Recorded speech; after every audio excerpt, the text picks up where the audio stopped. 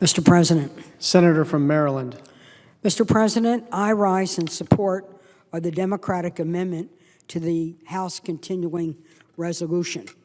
We have offered this amendment because its content offers a clear path forward to do three things. Number one, avoid a government shutdown.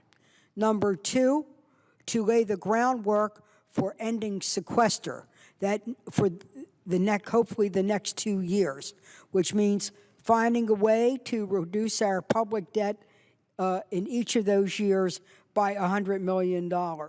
And number three, to get rid of the theatrical veto bait provocative amendments that are in the House bill calling for the defunding of the President's Affordable Care Act and also for the way they structure public debt. We offer this amendment because we think it is the best way forward. The American people expect to do our job. Now, it is Thursday morning, 11:15, and we're just getting on the amendment. And why? Because for the last several days, we had to put up with theatrical politics rather than get the job done. Senate deliberation. We have gone from being the greatest deliberative body in the world to the greatest delay body in the world. The American people are fed up, and so are many of us here. When all is said and done, more gets said than gets done. Now, this is the time to act. We have an amendment on the floor. It's open for full debate, and I'm absolutely for that. But we need to do the business of government to be able to do our job. Now, we must replace the sequester and allow a 2014 omnibus appropriations to move forward before the end of the year. Now, that sentence alone shows what's wrong in communicating with the American people. Factually, it is accurate. It is absolutely truthful. But nobody understands sequester. Nobody understands the words like omnibus. And nobody understands what we're doing, or most of all, what we are not doing. Now, sequester was an invention by the Congress working with the president to say that we will reduce public debt over a 10-year period by $110 billion a year. If we fail, and to do it in a balanced way, strategic cuts, a review of mandatory spending, and additional revenue. And if we fail to do that,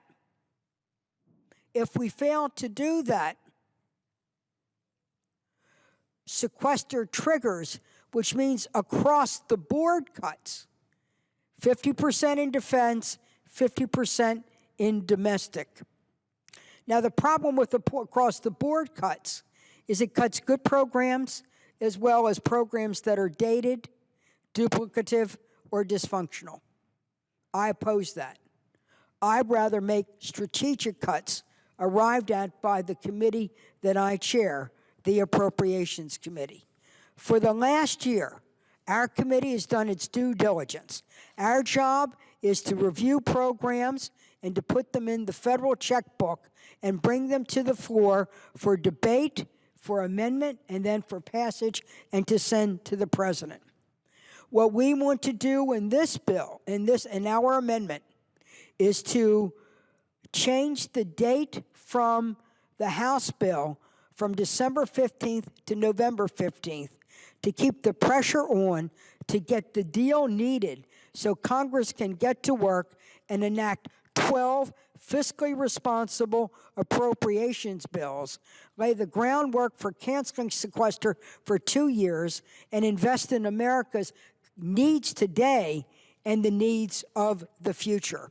This amendment is important for two reasons. It prevents a government shutdown. The president has already said he will veto any bill that defunds Obamacare. He will veto any bill that undermines the full faith and credit of the United States.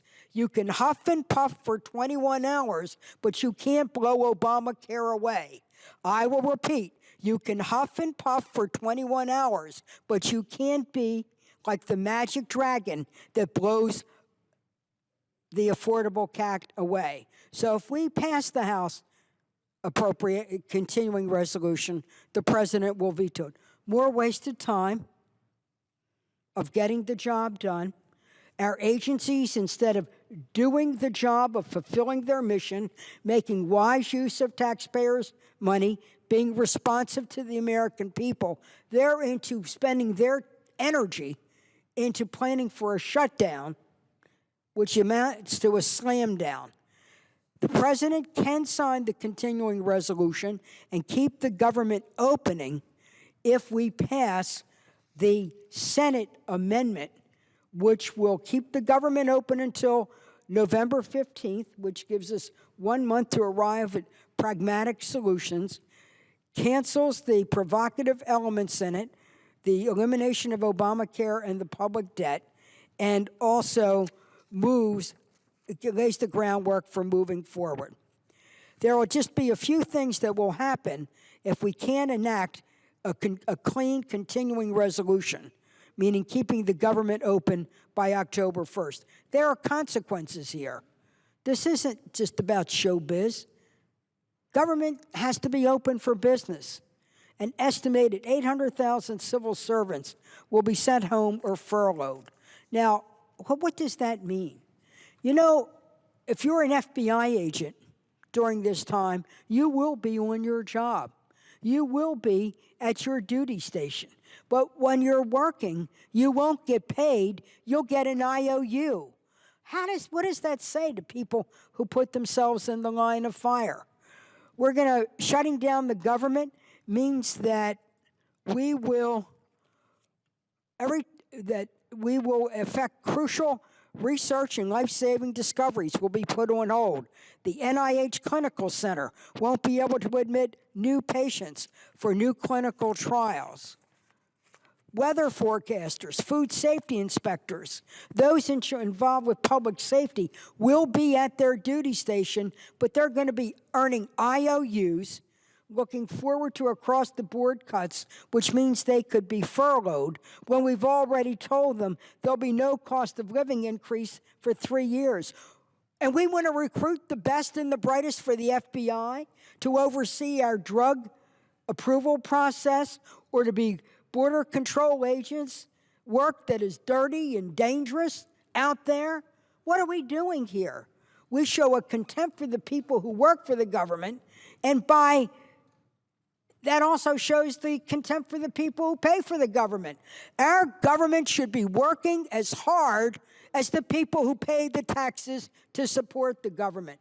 The way they work hard is to put the money in there for the mission and purpose of these agencies, insist that they do their job, and then we insist that we get rid of the dated, the duplicative, and the dysfunctional. We lay the groundwork for doing this. And in fact, we've been doing it all year long. I chair the Appropriations Committee. It is made up of 12 subcommittees. You'll be hearing from my subcommittee chairman throughout the day. I am so proud of them. For the last year, they've listened, they've taken the president's budget, they've analyzed it, they've conducted hearings they've reviewed it, they've scrubbed it, they've analyzed it, and they've squeezed it. I'm really proud of them. And out of what they're ready to bring to the Senate floor keeps the mission and purpose intact, makes wise use of government of taxpayers' dollars, has listened at every single hearing to inspector generals where we learn about the dated, dysfunctional, or duplicative, and we're ready to move. But we can't move if we have the theatrical showdown politics. Now, this has grave impact. What we're here with shutdown politics and eventually slow down through sequester. What we're facing here is it will have a negative impact on our economy. It will add to the uncertainty for businesses to be able to make wise decisions. It will also slow down, in a way, the impact through jobs. We fund infrastructure and other needed programs. It will impact public safety, and it'll impact our future generations because of the big hit on research and development that comes up with the new ideas for the new jobs. Later on today, I will be talking about the NIH, which is in my state. Yes, the NIH, because of NIH funding, thousands of people work in Maryland, but thousands of people are working for the United States of America. And what is it? At the end of the day, they're trying to come up with cures. And cures that can be where we create, so we're talking about saving lives, doing the basic research that then helps us have jobs in biomedical and pharmaceuticals, and also be able to improve the lives of our people, improve our economy, and get the job done. So, Mr. President, I will have more to say, but right now I want to turn to Senator Pryor, who's the chair of the Agricultural Subcommittee. He's a new chairman, but he's not new to getting the job done. In fact, we refer to him as Tightwad Pryor. He has looked at the programs. He has really analyzed how we are truly going to get value for the dollar, and at the same time, feed the hungry, care for the sick, feed the hungry here and around the world, and also make sure that that important, vibrant sector of our economy, the agricultural industry, is viable. I yield the floor to Senator Pryor.